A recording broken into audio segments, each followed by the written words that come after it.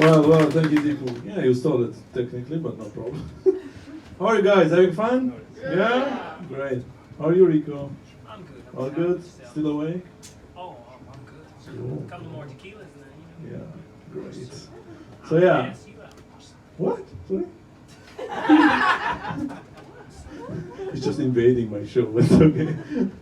Okay, yeah, I'm Lian Abra. I came from Syria. And my friends like to call me Abracadabra because I have a lot of magic tricks. And one of the best magic tricks I have done in my life is that I came here to Luxembourg from Syria. Guess how? By airplane. Even though I'm very good swimmer, by the way. Yeah, it's cool to come here. You know, guys, I have a lot of choices to come here because either I stay there in this shitty fucking situation, my country, or I have to come to Luxembourg. But I'm not really sure about your excuses to come here. Well, yeah. I was in Syria for vacation last month. It was good. I didn't know how much money I have to take with me because life is not so expensive there comparing to the euro, you know, the local currency. So I said, okay, I will take 100 euros with me for 1 month. It might be good. I spared 20 euros, by the way, after coming back. The thing is that, yeah, when I took the 100 euros to the bank to exchange them with the local currency, they gave me 10 million Syrian pounds. 10 millions, and they gave me extra 2 garbage bags to put the money inside. Yeah. So I had to put them like this, to hold them. To be honest with you, I hired 2 bodyguards to hold the money for me wherever I go. It was like Snoop Dogg walking in the street like this.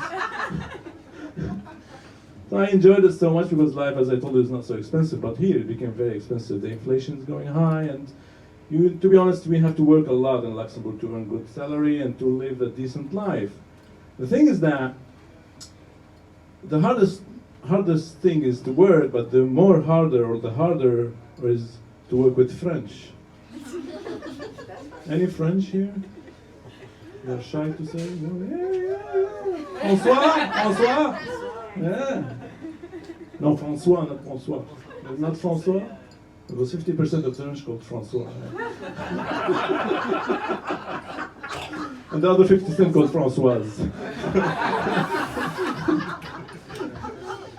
Well, yeah, so the hardest thing I learned in Luxembourg during 6 years is how to work with French. And I would like to share with you 2 golden rules to work efficiently with French. The first golden rule, guys, if you are supposed to work with French, learn French. Yeah. Don't expect them to speak your language, obviously. And don't expect them to speak English.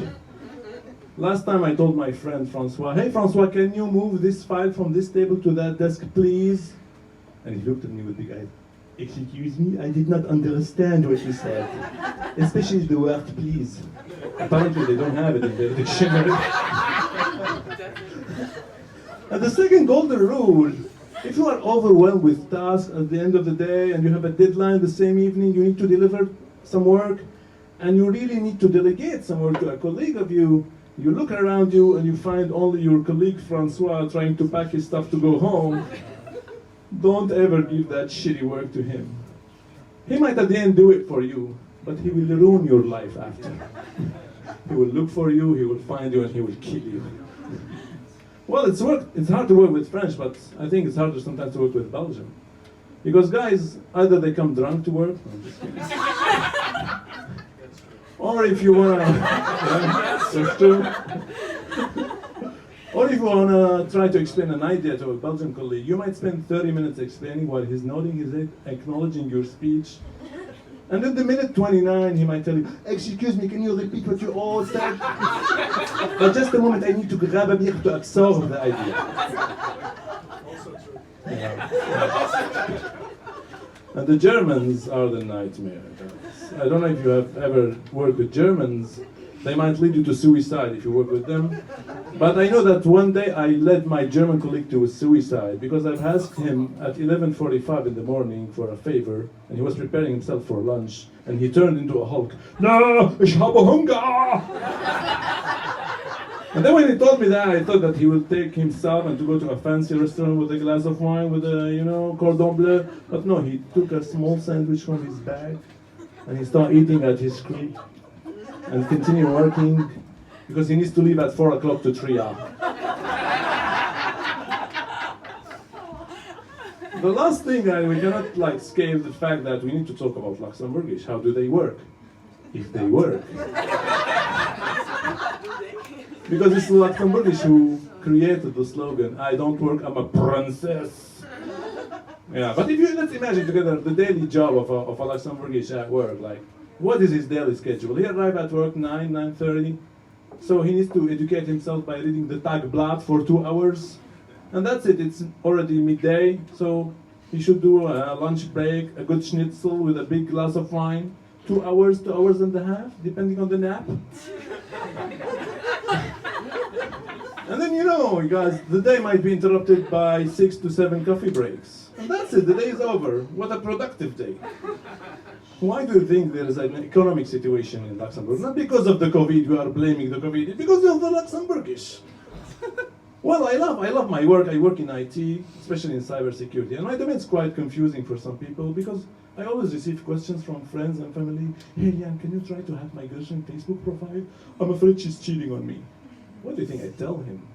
Because, of course, I told him no, because first of all, I'm not a hacker. Second, I don't want him to know that I'm fucking his girlfriend. I love technology so much, but I hate when old people use this fucking technology. It's always difficult when you try to teach your mom or your father or even your grandfather how to use technology and to do a simple phone call. My mom, for example, after learning how to use WhatsApp and call all her relatives all over the world, because Syrians are all over the world, she tries to call my aunt Amanda in Australia, and she took her phone. Hey Amanda, how are you? I was in Australia. Mom, why are you shouting? Yeah, because she's in Australia. What the fuck, Mom? She can hear you. No. And she modified her tone based on the geographic location of the person. And she's calling her neighbor 2 blocks away. She's whispering like she's next to her. Yeah. What do you know? In the news now, like Facebook, WhatsApp, Instagram were down for like 6 hours last Monday. It's a scandal, right? Like, all of us were impacted. Don't tell me that you don't use these 3 things that belongs to the same company, right? So the fact is that I was imagining our life before Facebook, before WhatsApp, especially the lovers. Now there's no drama. You send a message to your lover, and you see that she read the message. There's no suspense here. But back in the days, you need to send this pigeon, it goes there, and it depends on the pigeon mood if you want to go back with a response, yeah? I was deeply impacted by the going down of Facebook, so I didn't know what to do during that 6 hours. I was staying in the bathroom, reading all the back of the shampoos just to see what ingredients there are there. And people didn't know, like me, what to do during this loss of Facebook. And remember me, guys, 9 months from now, there will be a world record of the number of newborn. If you know what I mean. Yeah. Talking about newborn and kids, my daughter started her school, like for the first time she's going to a school like since the 15th of September. And I was with my wife very excited, more than my children of course, that yeah, she's going to a new school. What is she going to learn there? And so when she came back and we asked her, Elsie, what did you learn in the first day of school? And she looked at me, what the fuck is she learning? Maybe the first day they are just doing some song and stupid things. Maybe the second day she will learn something. So the second day she came back and I said, Elsie, what did you learn today? What the fuck, there's something wrong going on there. So I decided to go to school to see what's wrong with her teacher. What did she teach her? So when I went there and I knocked the door and the teacher opened to me, oh, bonjour, monsieur. Bonjour, what's going on with my kid? What did she learn? Je sais pas, monsieur. Ah, you're French, I know that. Thank you guys, that was my time.